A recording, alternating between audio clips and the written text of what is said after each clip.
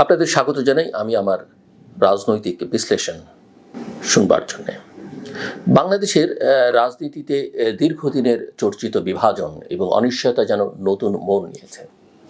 শেখ হাসিনা সরকারের পতনের পর গঠিত অন্তর্বর্তী সরকারের নেতৃত্বে অধ্যাপক মোহাম্মদ ইউনূস, যার প্রতি দেশের একটি বিশাল জনগোষ্ঠী এবং আন্তর্জাতিক মহল এক ধরনের প্রত্যাশা এবং আস্থার প্রতীক হিসেবে তাকিয়েছিল, কিন্তু সময় যত গড়িয়েছে সেই আস্থা যেন পরিণত হয়েছে প্রশ্নে, আর প্রত্যাশা রূপ নিয়েছে চাপের, কখনো সরাসরি কখনো নিঃশব্দে।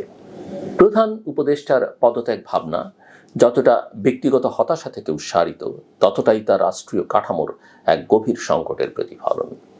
9 মাস আগে যে ঐকমত্যের ভিত্তিতে তাকে সামনে রেখে অন্তর্বর্তী সরকার গঠিত হয়েছিল, সেই ঐকমত্যের অবক্ষয় এখন চোখে পড়ার মতো। বিএনপি যেমন নির্বাচনের সুনির্দিষ্ট রোডম্যাপ ছাড়া সহযোগিতা অব্যাহত রাখতে চায় না, তেমনি এনসিপি নির্বাচন ও সংস্কার একসঙ্গে যায়, যেখানে আগে বিচার পরে ভোট মনোভাব অনেকটাই স্পষ্ট। আর এই দুই বলয়ের মধ্যে পড়ে ইউনূস প্রশাসন একরকম জটিল ভারসাম্য রক্ষার দায়িত্বে নিযুক্ত হয়েছেন, যেটি সহজ নয়, এমনকি সম্ভব কিনা সেটাও এখন প্রশ্ন সাপেক্ষ। অন্যদিকে সেনাবাহিনীর অভ্যন্তরীণ অফিসার্স অ্যাড্রেসে সেনাপ্রধান জেনারেল ওয়াকারুজ্জামানের যে বার্তা উঠে এসেছে, তা শুধু একটি নির্বাচনের সময়সূচি নয়, বরং সেনাবাহিনীর ভূমিকা, সরকারের গ্রহণযোগ্যতা এবং প্রশাসনিক নিপুণতার ব্যাপারে এক প্রতীকী ঘোষণা।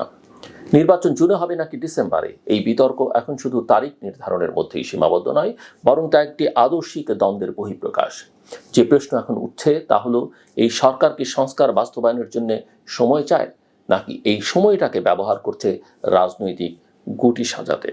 যত দিন যাচ্ছে, প্রশাসনের নানামুখী দ্বিধা, আইন শৃঙ্খলা পরিস্থিতির নাজুকতা এবং সরকারের উপদেষ্টাদের প্রতি রাজনৈতিক দলগুলোর অবিশ্বাস, এই সমস্ত উপাদান অন্তর্বর্তী সরকারের স্থিতিশীলতাকে প্রশ্নবিদ্ধ করছে। সরকার প্রশাসনের পূর্ণ নিয়ন্ত্রণে নেই, এমন অভিযোগ এখন শুধু বিরোধীদের মধ্যে সীমাবদ্ধ নয়, বরং সরকারের মধ্য থেকেও স্বীকার করা হচ্ছে। কিন্তু প্রশ্ন হলো, এই নিয়ন্ত্রণহীনতার জন্য দায়ী কে? প্রথম থেকেই যে প্রশাসনিক ও বিচারিক নিয়োগ দেওয়া হয়েছে, তা কি রাজনৈতিক ভারসাম্যের প্রতিফলন ছিল, নাকি কৌশলগত আত্মঘাত? আন্তর্জাতিক পরিপ্রেক্ষিত এই সংকটকে নির্ধারণ করছে।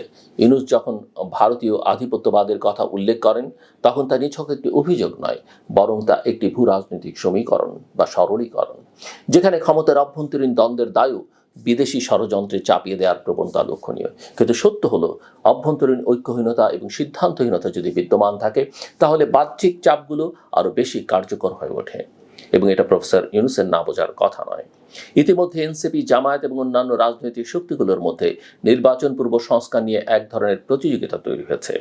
এনসিপি যেমন বলছে, দক্ষিণ সিটি কর্পোরেশনের ইশরাক ইস্যুতে আওয়ামী আমলের সব নির্বাচন বাতিল করতে হবে, তেমনি জামায়াত বলছে লেভেল প্লেইং ফিল্ড ছাড়া কোনো নির্বাচন গ্রহণযোগ্য নয়।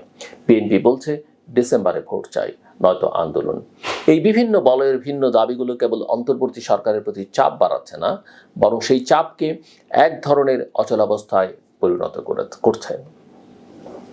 আর এই অচলাবস্থার সবচেয়ে স্পষ্ট লক্ষণ হলো পদত্যাগ শব্দটির চারপাশে গড়ে ওঠা অজস্র গুজব, জল্পনা কল্পনা এবং আত্মপক্ষ সমর্থনের পালা। অধ্যাপক ইউনূস হয়তো আনুষ্ঠানিকভাবে পদত্যাগ করছেন না, কিন্তু তিনি কি আদৌ দায়িত্ব পালনে আগ্রহী থাকছেন? তার সাম্প্রতিক হতাশার বক্তব্য, উপদেষ্টা পরিষদের মধ্যকার দ্বন্দ্ব এবং কাজের গতি সবকিছুই যেন এই প্রশ্নকে আরও বৈধতা দিচ্ছে। এদিকে সেনাবাহিনীর অবস্থানও এখনও দ্ব্যর্থহীন নয়। সরকার বলছে সহযোগিতাপূর্ণ সম্পর্ক, সেনা সদর বলছে কোনো মুখোমুখি অবস্থান নেই।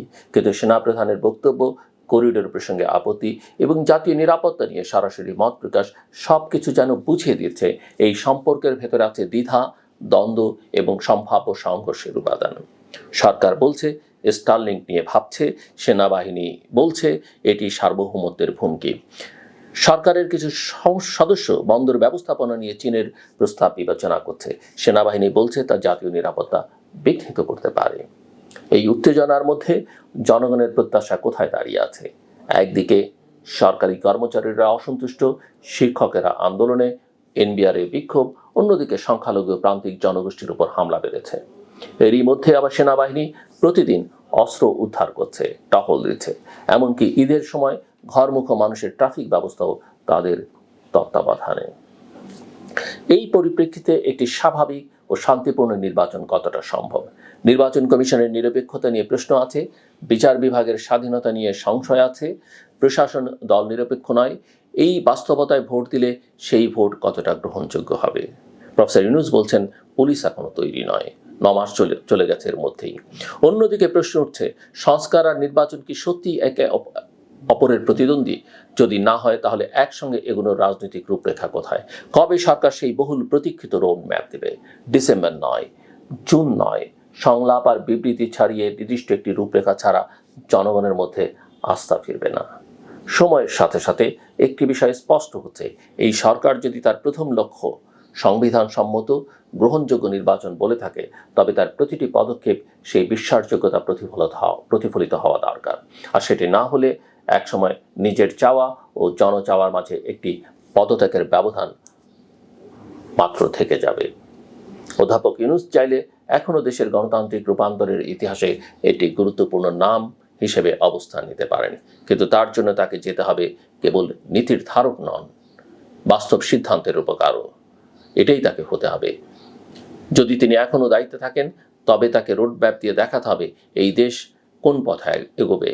আর যদি তিনি না থাকেন, তবে সেই শূন্যতা পূরণের জন্য এখনই প্রস্তুতি নিতে হবে, যাতে পুনরায় একটি নেতৃত্বহীন অস্থিরতার মুখোমুখি না হয় বাংলাদেশ। আজ যখন রাষ্ট্র, সমাজ, রাজনীতি এবং সেনাবাহিনীর মধ্যে ভারসাম্যের প্রয়োজন, তখন প্রয়োজন সত্যিকারের নেতৃত্বের, যে নেতৃত্ব সংকটের ভেতর থেকেও আশার আলো দেখাতে পারে। তাই প্রশ্নটা এখন শুধু পদত্যাগ করবেন কিনা তা নয়, বরং এই সরকারের হাতে সত্যিই কি আছে সেই নেতৃত্বের স্পষ্টতা, সাহস এবং সুনির্দিষ্ট লক্ষ্য?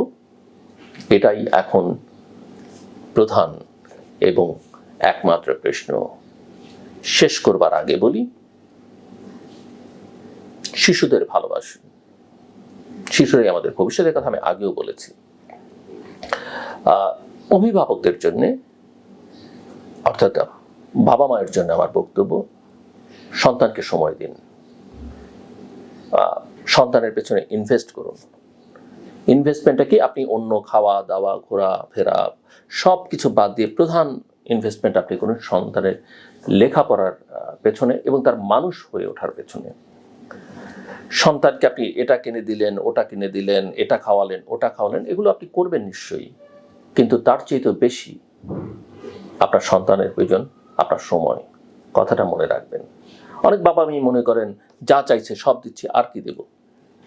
কিন্তু এই যে আপনার সময়, এই যে তাকে জড়িয়ে ধরা, তার সঙ্গে সময় কাটানো, সেটা অনেক অনেক বেশি গুরুত্বপূর্ণ। তাকে ইলেকট্রনিক ডিভাইস ধরিয়ে দিয়ে আপনি মনে করলেন একটা দামি আইপ্যাড কিনে দিলেন, একটা ফোন কিনে দিলেন, বাহ আমার সন্তান তো ভালোই আছে, আনন্দে কাটছে। না, মানুষ হয়ে ওঠার পেছনে এগুলো বড় বাধা। এমনকি আপনার সঙ্গে সম্পর্কেরও, ভবিষ্যৎ যে সম্পর্ক, তার বেড়ে ওঠা এবং আপনার বয়স বৃদ্ধির যে কাল, এখানে যে সম্পর্কগুলো বিভিন্ন ফেজে সম্পর্কের রকম ফেরে বদল হবে, সেখানে এই যে শুরুর বা এই বাচ্চা বয়সের এই সম্পর্কটা, এই স্পর্শ, এগুলো অত্যন্ত গুরুত্বপূর্ণ। এই কাজটা করবেন। স্কুলগুলোতে আমরা জানি এখন আর আগের মতো পেটানোর নিয়মকানুন নেই, তারপরও শিক্ষকরাও তাদের প্রতি, বিশেষ করে প্রাইমারি স্কুলের শিক্ষকদের প্রতি বা কিন্ডার গার্ডেনগুলোতে বা ইংলিশ মিডিয়াম স্কুলগুলোতে প্রাইমারি লেভেলে যেগুলো আছে তাদের প্রতিও জুনিয়র লেভেলে রিকোয়েস্ট যে শিশুদের সঙ্গে ভালো ব্যবহার করবেন, তাদের অ্যারোগেন্সিগুলোকে আমলে নেবেন, কিভাবে সংশোধন করা যায় ভালোবাসা দিয়ে সেই চেষ্টাটা করবেন।